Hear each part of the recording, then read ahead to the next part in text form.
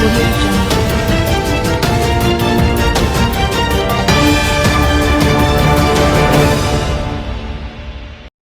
Power मनमुखी नीति, धान किणा समस्या, महात्मा गांधी कर्मनियुक्ति योजनार नाम परिवर्तन एवं संपूर्ण योजनार रूपरेखा बदलैबा विरुद्ध रे पूरी जिला कांग्रेस कार्यालय ठारे कांग्रेस कमिटी पक्षरु सांबादिक सम्मेलन अनुष्ठित हो जाइछि। पूर्वतन मंत्री जगन्नाथ पट्टनायक सांबादिक सम्मेलन रे सरकारंकर मनमुखी शासन संपर्क रे कहिथिले। टाटा पावर साधारण उपभोक्तांक उपरे जोर जबरदस्त जुलुम एवं धान मंडी रे चाषी मानक प्रति हेउथबा अवहेला संपर्क रे सांबादिक सम्मेलन रे सूचना दिया जायथिला। बात तांको डिपार्टमेंट रो मंत्री सहित भी आलोचना हला नै। तेणु आज कांग्रेस दल संकल्प नहीं शपथ नहीं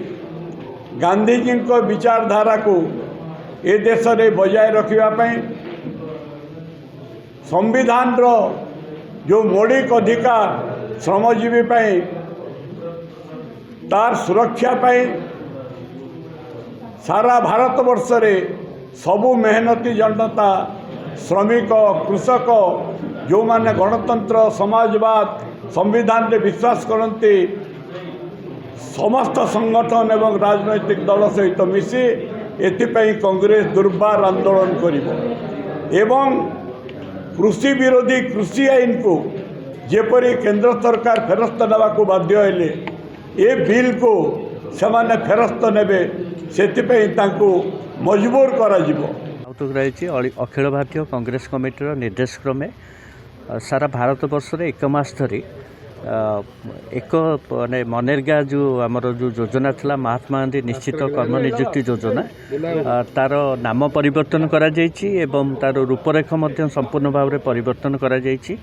जोटा कि संपूर्ण भाव में गरीब विरोधी एवं श्रमिक विरोधी से विषय आम एक तुलनात्मक ता विषय आम गोटे विषय वस्तु रखीचु जनसाधारण पाखे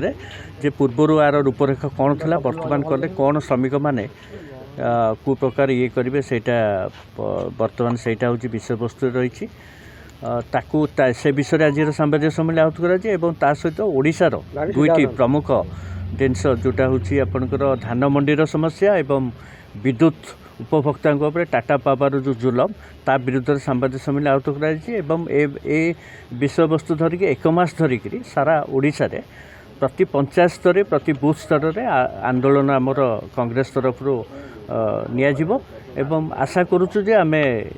निश्चित भाव में जनसाधारण पाखे आमर तथ्य रखिबो।